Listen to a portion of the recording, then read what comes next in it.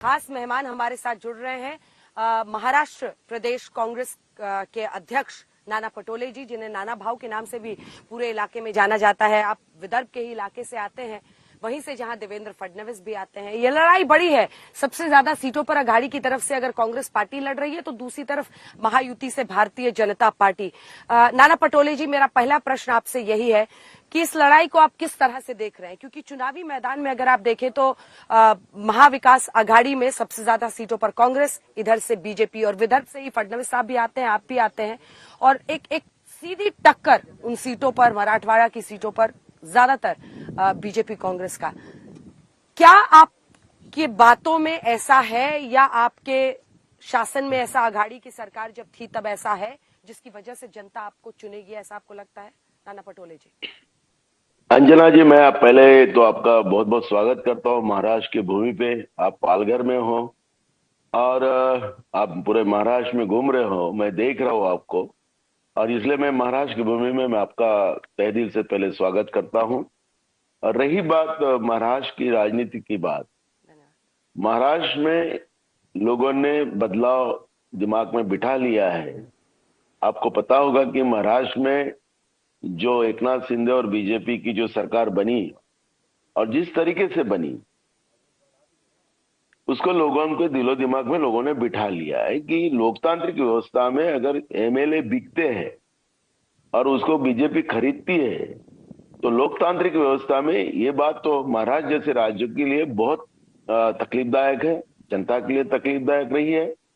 और जैसे ही ये 2.5 साल की सरकार में महाराष्ट्र की इंडस्ट्रीज सब गुजरात देने का काम इन लोगों ने किया, और महाराष्ट्र को बेचने का बाद, क्योंकि एक राज्य का एक मंत्री है तानाजी सावंत नाम के, हेल्थ मिनिस्टर है, वो बोलता कि मैं कभी गरीब नहीं होऊंगा, समय आया तो महाराष्ट्र बेच दूंगा। तो ये जो भाषा है, ये इनके वक्तव्य है, ये महाराष्ट्र के लोगों को और तकलीफदायक है। और जिस तरह से छत्रपति शिवाजी महाराज की प्रतिमा में इन लोगों ने करप्शन किया और वो प्रतिमा का अवमान किया, हमारे भगवान का अवमान किया, तो लोगों ने एक बार डिसाइड कर लिया कि बीजेपी ये हमेशा शौफुल्ला अम्बेडकर विचार की विचारधाराओं के विरोध में रही, छत्रपति शिवाजी महाराज के विचारधाराओं के विरोध में रही, ये किसान विरोधी है, युवा विरोधी है, और महिला तो असुरक्षित हो गई महाराष्ट्र में, और 67,000 महिला आज लापता है। छोटी छोटी बच्चियां भी, 3 और 4 साल की बच्चियां भी स्कूल में सुरक्षित नहीं है। कानून व्यवस्था पूरी खत्म हो चुकी है, और मुंद्रा से आने वाला जो ड्रग है, वो ड्रग से पूरा महाराष्ट्र को इन लोगों ने उड़ता महाराष्ट्र बना के रखा है। और लोग, बीजेपी के बारे में लोगों में इतना गुस्सा है कि आप रिजल्ट में आपको देखने मिलेगा। ठीक है नाना पटोले जी, देखिए आपने कहा है, बीते दिनों आप जगह जगह भाषण दे रहे हैं, आप कह रहे हैं कि बीजेपी सत्ता जिहाद कर रही है, क्योंकि वो कह रहे हैं वोट जिहाद हो रहा है, हम वोट वाला धर्म युद्ध चाहते हैं। ऐसे में मेरा प्रश्न आपसे है कि जब आपने महाविकास अघाड़ी में शिवसेना को शामिल किया, तब क्या वो सत्ता के लिए नहीं था? क्योंकि एक अननेचुरल अलायंस, आप शिवसेना बाला साहब ठाकरे की पार्टी के खिलाफ लड़ते रहे, और फिर आपने शिवसेना से क्या सत्ता के लिए समझौता नहीं किया था? क्या ये प्रश्न लोगों के मन में नहीं आएगा? देखो, ये कांग्रेस के बारे में नहीं आ सकता, क्योंकि हम तो इनकी अलायंस तोड़ने हम नहीं गए। इनका जो बंद कमरे में उद्धव जी की और अमित शाह जी की और नरेंद्र मोदी जी की क्या बात हुई, वो किसी को पता नहीं है। आखिरी जो बातें जो देवेंद्र जी, अपने उद्धव जी जो बता रहे हैं और अमित शाह जी अलग बता रहे हैं, तो बंद कमरे में इनका क्या खेल हुआ। और उसके बाद वो जब हमारे पास आए, हमारी नेता सोनिया जी के पास, और आपको पता है अंजना जी कि गांधी परिवार हमेशा त्याग वाला ही परिवार रहा है।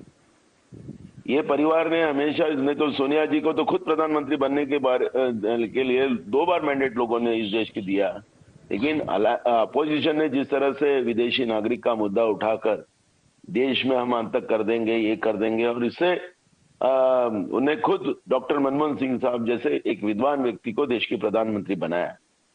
वैसे ही जब उद्धव जी और शरद पवार जी सोनिया जी के पास गए, तो मैडम ने यही कहा कि मैं महाराष्ट्र की जनता के लिए, क्योंकि दोबारा इलेक्शन ना लगे और महाराष्ट्र की जनता के लिए हम आपके साथ खड़े होने के लिए तैयार है, लेकिन एक कॉमन मिनिमम प्रोग्राम हम देंगे, उसमें किसान का कर्जा माफ हो या राज्य की जो सामाजिक न्याय की भूमिका है वो भूमिका रखकर मैडम सोनिया जी ने, और हमें मुख्यमंत्री नहीं बनना है, हमें कुछ नहीं बनना है, तो आखिरी ये जो भूमिका हमारी थी, जैसे यहाँ पर सत्ता के लिए जिस तरह से एमएलए खरीदे गए, जिस तरह से बातें हुई, वो और ये इसमें बहुत जमीन आसमान का अंजना जी फर्क है। और मुझे महाराष्ट्र एक ऐसा राज्य है कि इसमें शाहू अम्बेडकर की विचारधारा जो होती है वो विचारधारा की एक अलग लड़ाई है, हाँ।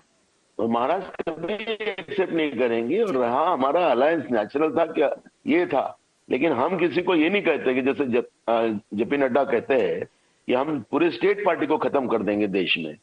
हमने हमारे अलायंस को हमेशा संभल के रखा है, ये तो अपने अलायंस को खत्म करते हैं।